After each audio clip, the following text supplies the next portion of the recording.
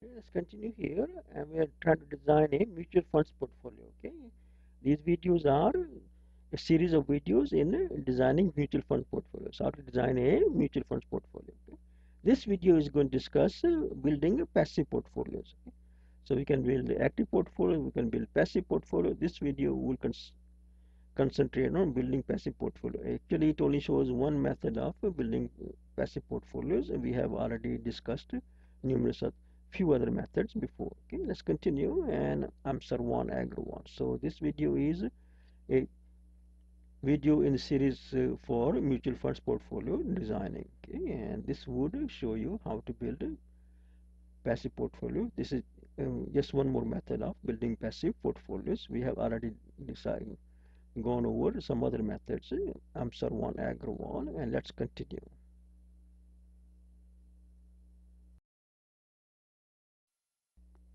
Okay, let's go to the next section here. We already have gone through these first four sections here.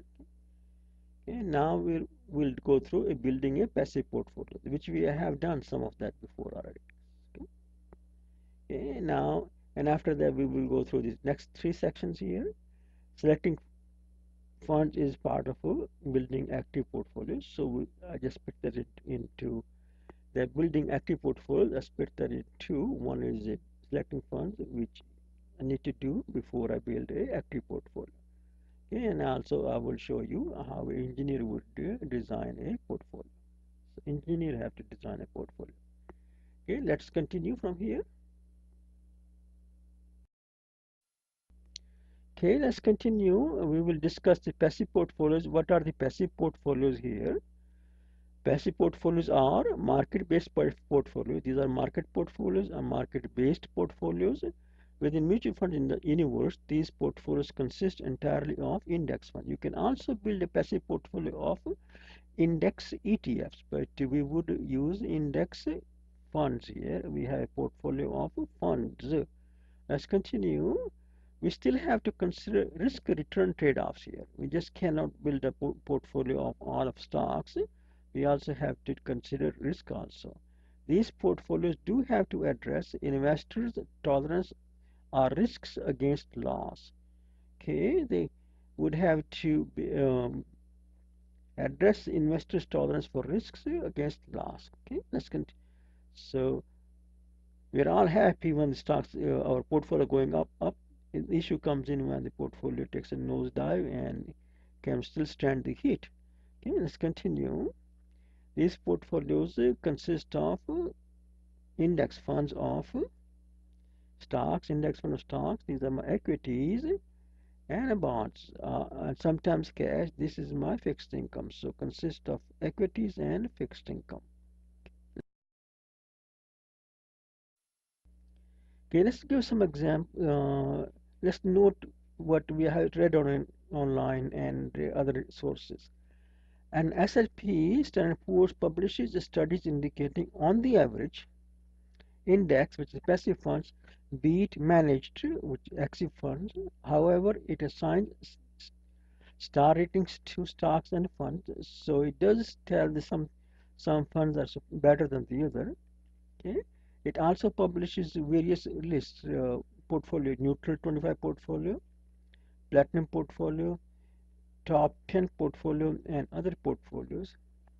And none of these portfolios is a passive portfolio. So on the average, passive funds beat active funds, but none of the portfolios S&P publishes is a passive portfolio. Okay. The Warren Buffett has been purchasing index fund, has been preaching index fund. He himself practices value investing and buy and hold strategy. John Bogle is considered father of indexing. He started S&P 500 fund at Vanguard. He is founder of the Vanguard company also. He has invested large sum in his son's fund, and that fund is actively managed. So that is not passive. Okay, let's continue. So various folks preach passive investment style, passive portfolios, and they also have active portfolios also they publish. Okay? And Warren Buffett is preaching index funds, but he himself practices buy and hold strategy of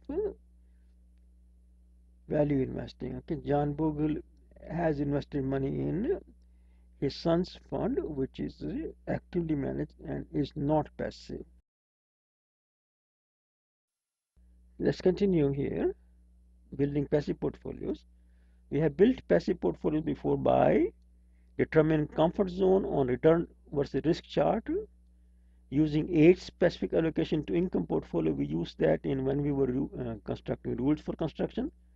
Okay, using Vanguard's tool for fund recommendations, and we in this tool we entered our risk tolerance specific answer, risk tolerance and time to go, time horizon, and the tool recommended a recommendation which is our passive portfolio, which is and risk based. Okay, we also can use the iShare to come portfolio builder tool, which builds a portfolio of ETFs, still using the user specific risk tolerance. Okay, and in this video we will build a risk passive portfolio from expected future value. For that we will use this tool portfolio planner from Morningstar. Here a user or investor enters expected final value and yearly investment, and the tool recommends a investment mix of index fund. It recommends invest mix of index fund, which is a passive portfolio. Let's continue. Caution: this tool uses Monte Carlo analysis, which is still based on past performances. Okay? A user can have unrealistic expectation, and the tool might say it's not feasible. Okay? It's not feasible to build a portfolio to achieve a unrealistic expected goal. Okay? Let us continue. Okay, here is the enter. Use this tool here, portfolio planner. Start with $10,000 and added $10,000 every year for 30 years. Okay, and I was expecting to make $1 million.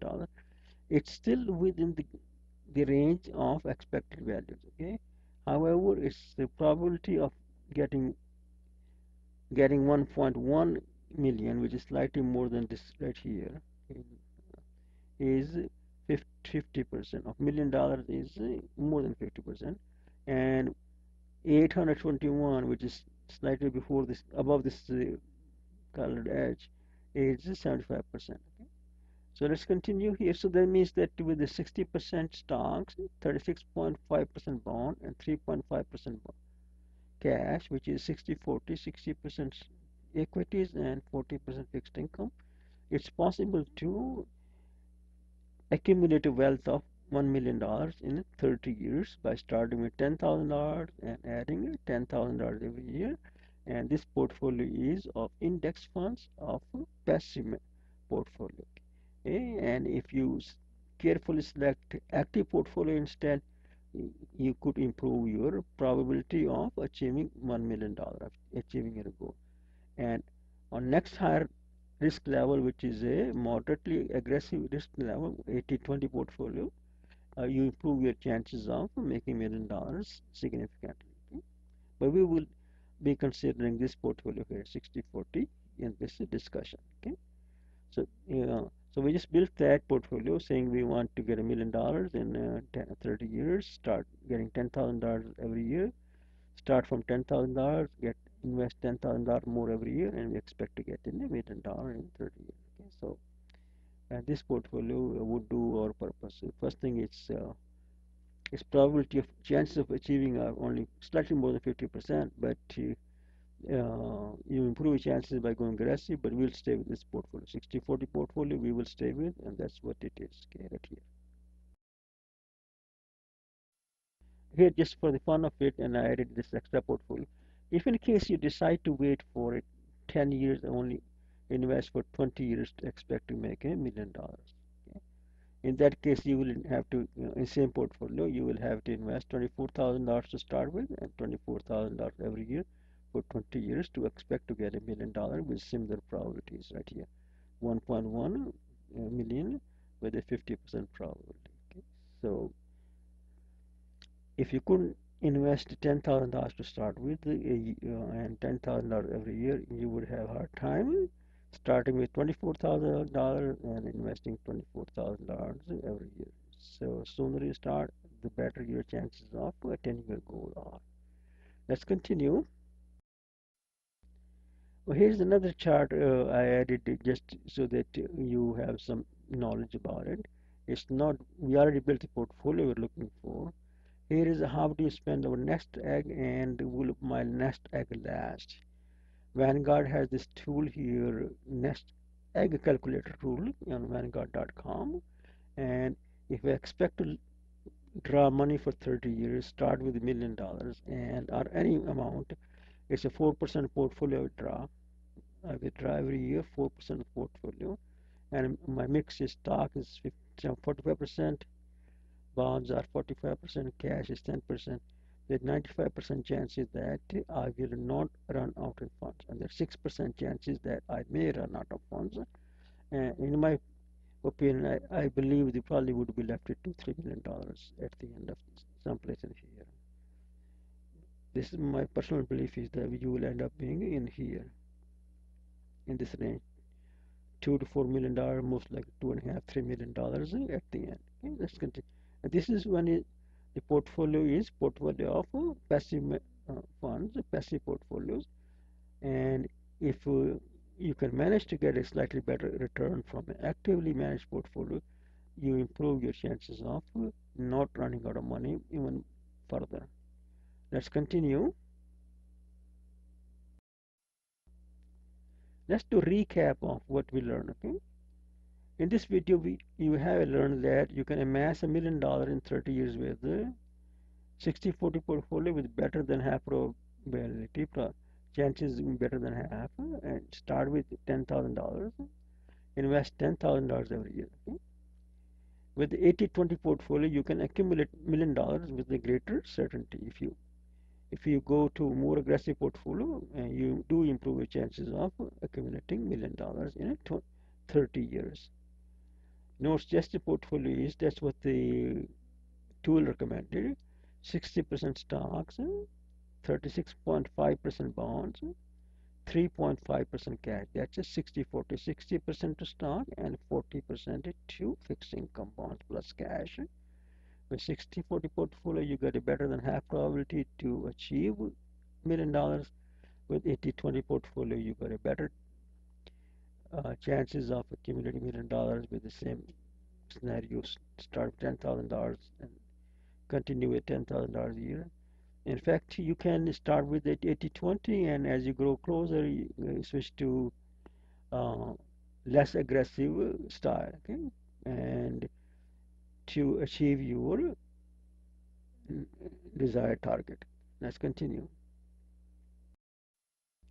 Lesson so far, by now you should be able to determine structure of portfolio. You have a portfolio and you can subject that to X-ray, and that would get you its construction, how much of the portfolio is in stocks and how much is in fixed income, and also how much is in US stock and how much is in non-US stocks, and also how much is a large cap and how much is a mid cap and small cap.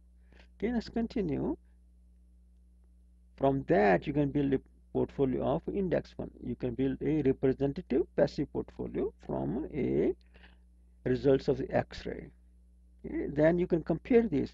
How does your portfolio you already have compared to representative passive portfolio? Okay, and the tool for that is backtesting tool I have been talking about. And with that information, risk returns and standard deviations, etc., you would have an intelligent conversation with a financial advisor. If you uh, if you have a financial advisor, and you can have an intelligent conversation with a financial advisor. Okay? If you view a cheat sheet video, you should be able to select funds, put together a decent portfolio of managed funds. So if you want to do managed funds instead, you can watch the video and that shows you how to select mutual funds. You can also compute, then you have a new portfolio here. You can now also compare portfolios against each other. So you have three portfolios here. One you already have, one a representative passive portfolio, one you just build a representative uh, portfolio of actively managed fund. Now three portfolios, you can compare these all three performance of past performance, and you can use a back testing tool again. Okay? So let's continue.